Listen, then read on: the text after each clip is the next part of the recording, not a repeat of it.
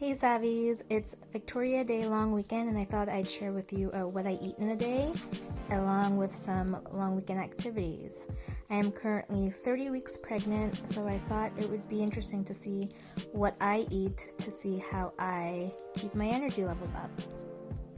I woke up at around 9 today and I thought I'd start the day off with some baking since I did have a virtual gym class to attend at 10:30, so I wanted to get all of my baking done beforehand. I like to start every morning with a green smoothie. Here I've added a super ripe banana, some spirulina, ground flaxseed, hemp protein. I also prepare these smoothie packs usually with 2 vegetables and a fruit. So here I have papaya, kale, and cucumber, and I'm just adding some silk coconut milk. I also add some water just to help thin it out. I typically have my green smoothie every morning 1 hour after my prenatal, and then Sean likes to have his in the afternoon as a snack.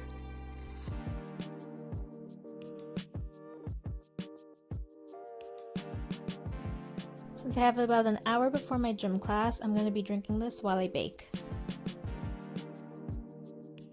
We try to do groceries now every 3 weeks and stock up on the essentials. These essentials include bananas, which tend to ripen really quickly.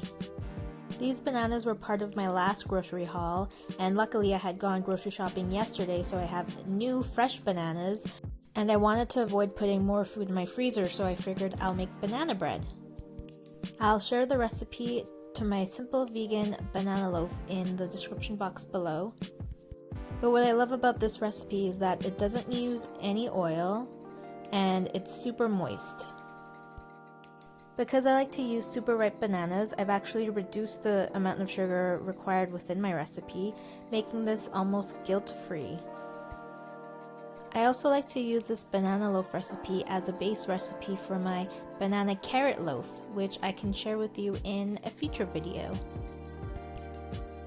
This loaf does take 45 minutes to bake, which is perfect because that's all the time left I have before my class. Since I still had some time to kill and wanted to take advantage of the oven already being on, I decided to make my almond cluster granola. I like to make all of my granola using aquafaba and oats as the base, as well as chia seeds, hemp seeds, and flaxseed, and then adding all kinds of flavors on top. I always like to have homemade granola at home to top chia seed pudding or homemade yogurt with. It's a great snack and I always have the ingredients on hand in my pantry, and honestly I think it's also much cheaper to make your own. I've also hopped onto the sourdough starter train and decided to attempt my own. I've watched a few YouTube videos on this and keep going back to the tasty video, so I'm not quite sure if this is how it's supposed to turn out, but it's only been about 5 days, so I'm going to continue doing this and see what happens.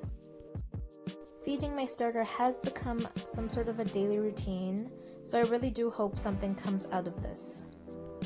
Here I'm just adding the rest of that starter to my discard pile so that I can use for waffles or pancakes. After I've cleaned the jar, I'm going to be adding now the new starter to the clean jar and letting it sit for another day. I like to keep a post-it on the jar to keep track of how many days I've been feeding it, and also putting an elastic band to see the movement throughout the day.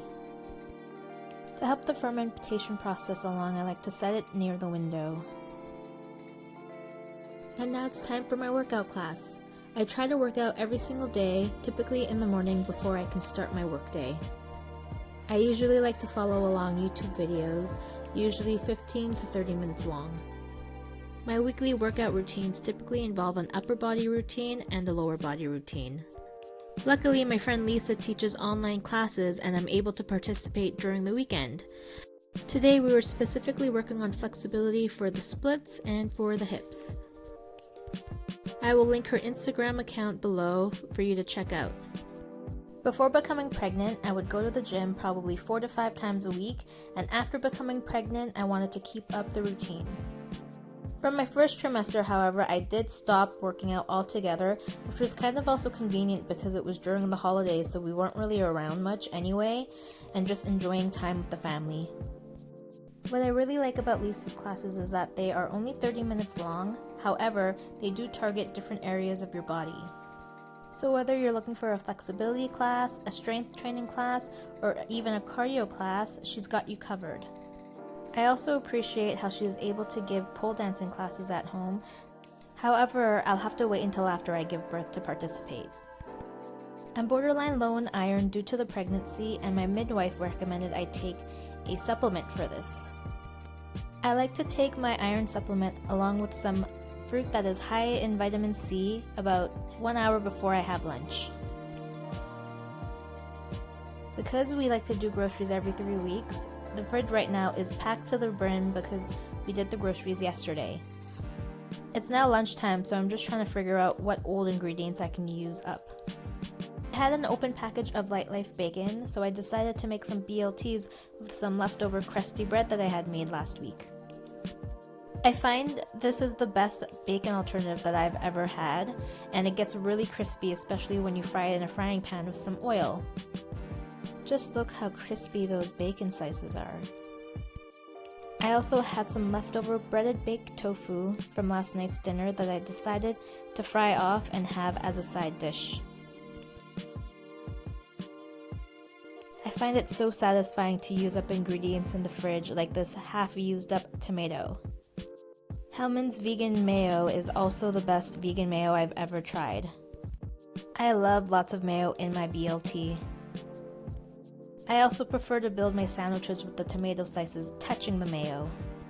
Ever since I started making crusty bread at home, we've been having BLTs every week. I'm also so happy to have discovered the Light Life vegan bacon strips since I never thought I'd be able to enjoy a BLT again. I always try to incorporate extra veggies whenever I have meals. Today I'm having some cucumber spears with some leftover dip I had in the fridge along with those tofu bites. This BLT is also quite hefty because of the added vegetables and so crispy because of that bacon. So good. I had made some vegan oatmeal and raisin cookies last week, so for dessert today, we had finished them off with some peanut butter on top. Every year in February, I like to start seedlings off indoors. Every year, however, I'm usually unsuccessful. Because of self-isolation and working from home, I've been able to tend to my seedlings every day and provide them optimal sunlight. It being Victoria Day weekend usually marks the time that you can transplant your plants outdoors. Some of the successful seedlings that I was able to grow indoors were some Swiss chard, kale, broccoli, cabbage, and even some lettuce. Originally, I was going to plant a proper garden on the grass following Epic Garden's instructions for a raised garden bed. However, being pregnant, I didn't have the energy to wait in line for the garden centers to open up, given that we are still social distancing. I'm hoping that by planting these seedlings in these pots will still be fruitful. It was also supposed to rain a ton this following weekend, so I really wanted to get these babies out to enjoy the sun and the rain. I'm hoping I can provide you guys a garden update in the upcoming months.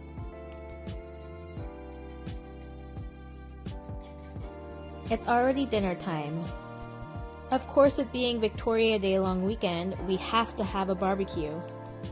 Grilling vegetables in the summertime is my favorite. We decided to also have some Beyond Meat burgers. Now I get to relax with some cold, sparkling water. I love sparkling water since it really cuts any grease that I'm eating, especially with the burgers.